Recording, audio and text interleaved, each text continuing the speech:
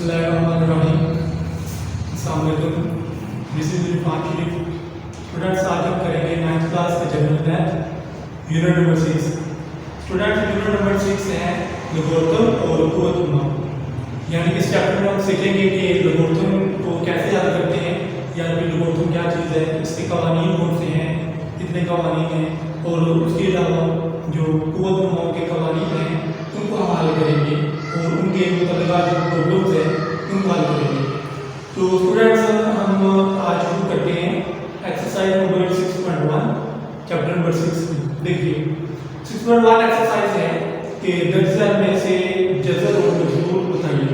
Question number 1 की ये statement है, आप अपनी किताब के ऊपर ये स्टेटमेंट देख सकते हैं।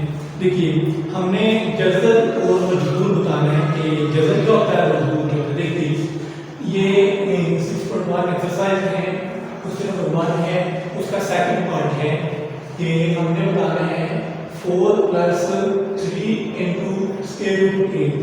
इसमें जज़र कौन सा है और मजबूर कौन सा है। तो यहाँ पर हम देखते हैं कि जज़र किसको कहते हैं, मजबूर किसको कहते हैं।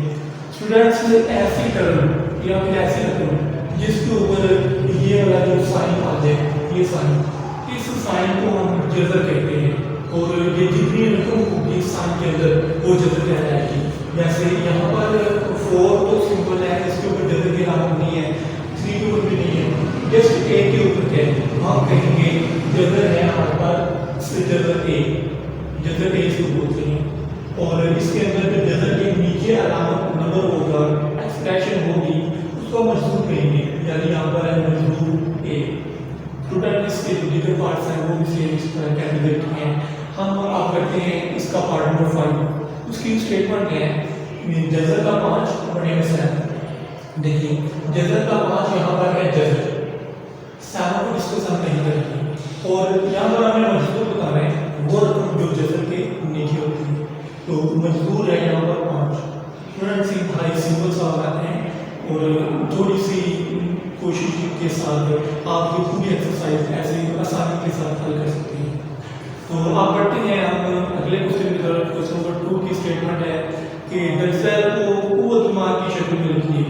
तो यानी जो हमें पार्ट्स दिए जाएंगे उनको हमने कुव्वतुल्मा में लिखना है, कुव्वतुल्मा में पावर की शक्ल में लिखना है। तो देखिए ये हमारे पास क्वेश्चन नंबर 2 है, उसका 1 पार्ट है A⁴ जज़र है, A और उसकी जज़र है।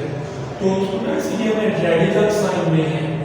रेडिकल साइन का मतलब है ये जज़र वाली शक्ल में है, तो हमने इसको जज़र वाली शक्ल से तब्दील करके पावर वाली शक्ल में लिखना है, यानी कुव्वत वाली शक्ल में लिखना है। तो देखिए A⁴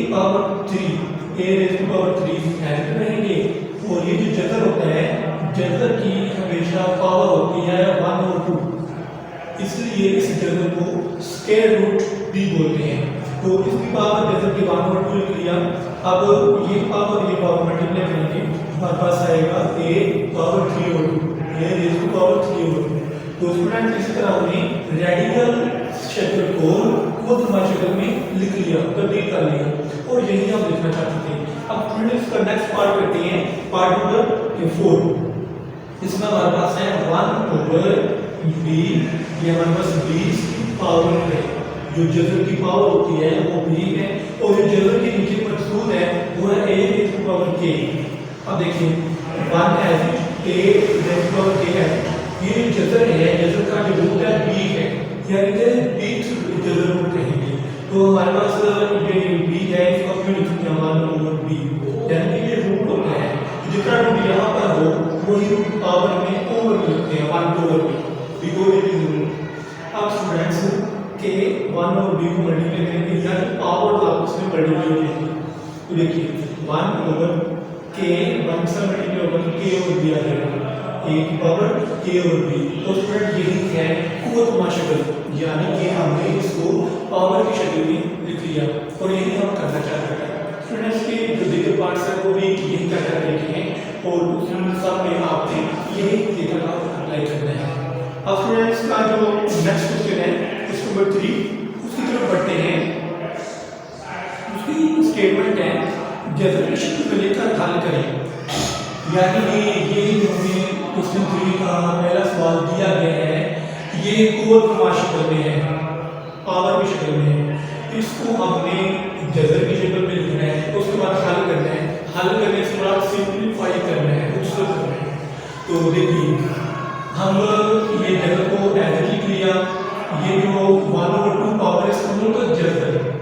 अब 25 को लिख सकते हैं, 5 का स्क्वायर 25 होता है, जज़र और ये स्क्वायर रूट और ये कैंसिल हो जाते हैं आपस में, तो बाकी 5 बचेगा। तो ये हमारे पास इसकी 3 शक्ल है जो हमने जज़र की शक्ल में लिखकर हासिल की। नेक्स्ट पार्ट देखते हैं, तो इसका पार्ट नंबर 6 हमारे पास है a raise to power -1/2। Students सबसे पहले माइनस का साइन हासिल करेंगे, उसके लिए हमने इसको ओवर में लिखा है। जब हम किसी तरफ को ओवर में लिखते हैं या फिर ओवर से ऊपर लिखते हैं तो तब उसकी पावर चेंज हो जाती है, पावर साइन का चेंज हो जाती है। देखिए ये पावर नेगेटिव थी, यहाँ पर साइन जो पॉजिटिव पावर है तो उसकी पावर होगी। अब 2 को ये जो है 8 को हम लिख सकते हैं, 1/3 है ना, इसका क्यूब रूट इसी तरह लिखा जा सकता है, इसका मतलब है क्यूब रूट 1/3। तो हमने जज़र की शक्ल में लिखा, जज़र की शक्ल में लिखने के बाद 8 को सिंपलीफाई करेंगे, 8 को हम लिख सकते हैं 2/2 यानी 2 की पावर में है 3 और ये जो क्यूब रूट है वो 3। अब ये 3 और ये जो 3 है कैंसिल हो जाएगा, हमारे पास 2 बचेगा और ये उसके बाद इसके जो दूसरे से पार्ट्स हैं स्टूडेंट्स वो भी सेम है। तो अब हम बढ़ते हैं आगे क्वेश्चन नंबर 4 की तरफ।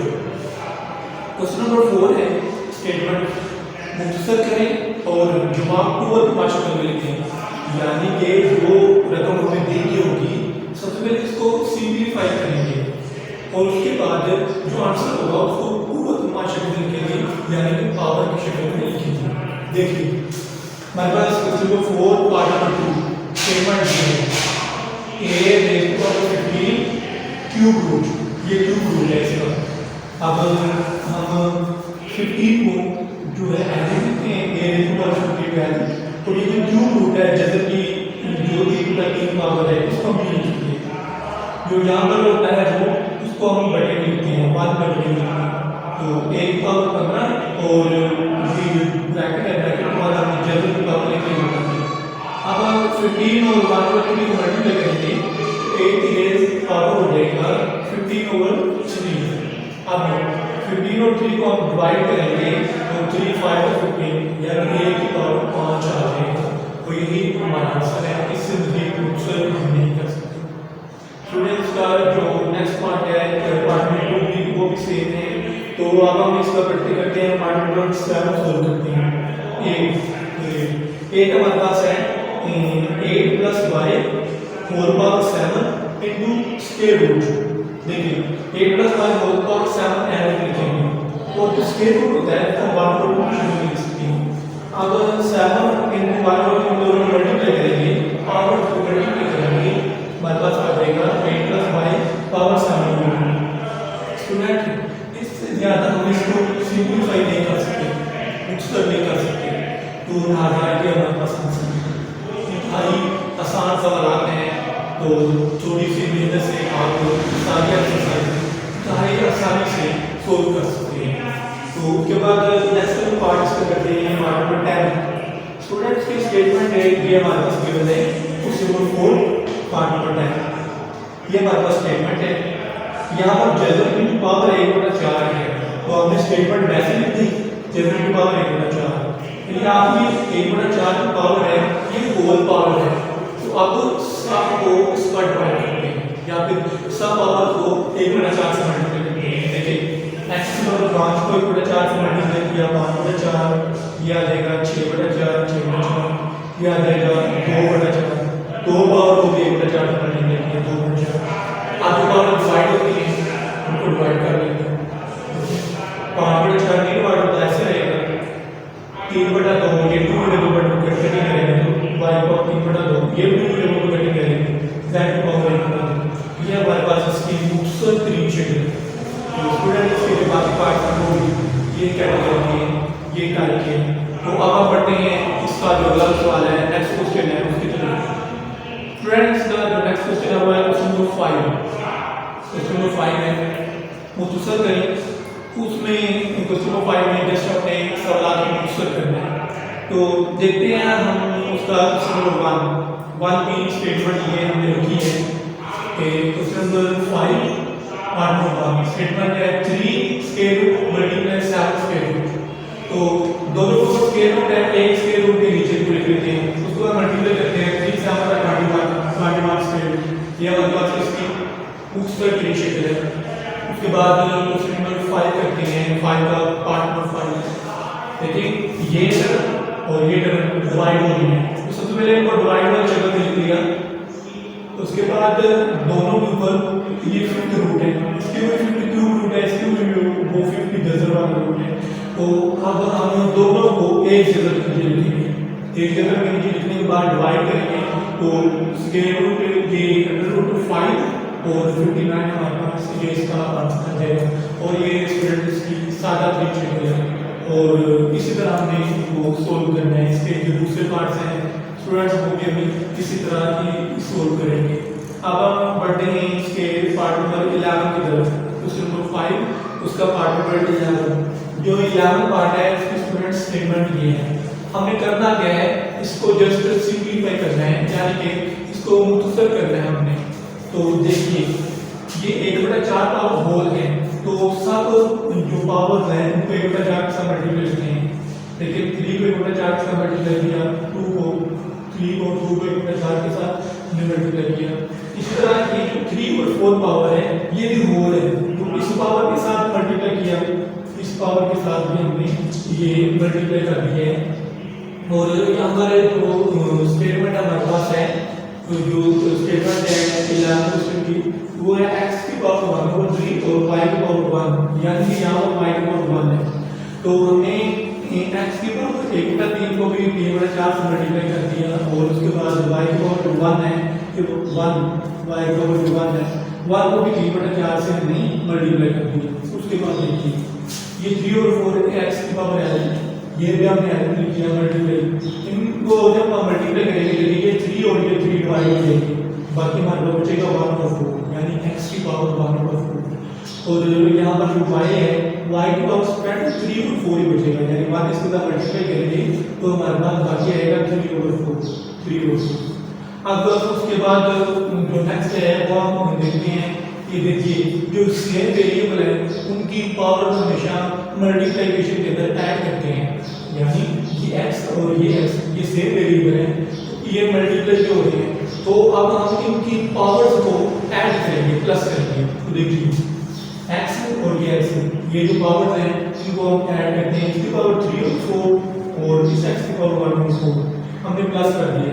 अब ये y और ये y इनकी पावर को प्लस करते हैं, इस y की पावर है 2 4 प्लस इस y की पावर है 3 और 4, ये 3 और 4 हमने इसको प्लस कर दिया 3 और 4। हाँ स्टूडेंट देखिए एलसीएम में एक तो 4 है, सेम एलसीएम 4 आएगा, ऊपर वाले 3 और 1 को प्लस करेंगे 4 और 4, यहाँ पर एलसीएम में तो 4 एलसीएम आ जाएगा, ऊपर वाले 2 और 3 को प्लस करेंगे तो 5 और 2 प्लस 3 5 हमारे पास ये आ जाएगा 5 और 4, ये हमारे पास x की पावर 5 की पावर। अब आप 4 और 4 को कटिंग कर डिवाइड कर सकते हैं, 4 और 4 को, तो हमारे पास x की पावर 1 आएगा, y की पावर आएगा 5 और 4, ये हमारे पास जो y की पावर है वो आएगी 5 और 4। अब इन चीज़ को हम सिंपलीफाई नहीं कर सकते, तो हमारे पास जो आंसर है वो आ जाएगा x पावर 1 वो ऑलरेडी एग्जिस्ट होती करती है, और जो y की पावर है वो 5 और 4 हमारे पास आ जाएगा, y की पावर 5 और 4। स्टूडेंट ये हमारे पास इसकी मुख्तसर तीन शक्ल है, सादा तीन शक्ल है, और इसी तरह इसके जो दीगर पार्ट्स हैं वो भी हम यही तरतीब से इसी कैटेगरी से करेंगे। तो हमने देखा जो होता है कि जो सेम वेरिएबल होते हैं उनकी पावर को प्लस करते हैं मल्टीप्लाई करते हैं, बस यही चीज़ यहाँ पर हमें देखनी है, और उसके बाद हमारा नेक्स्ट कैलकुलेशन है। तो आज के लिए आपने 6.1 एक्सरसाइज की, इसके जो रिमेनिंग क्वेश्चन है वो आपका टास्क है कि आप घर बैठ कर उसकी प्रैक्टिस करें। नेक्स्ट लेक्चर में इंशाल्लाह जो भी क्वेश्चन है उसके साथ हाजिर होंगे।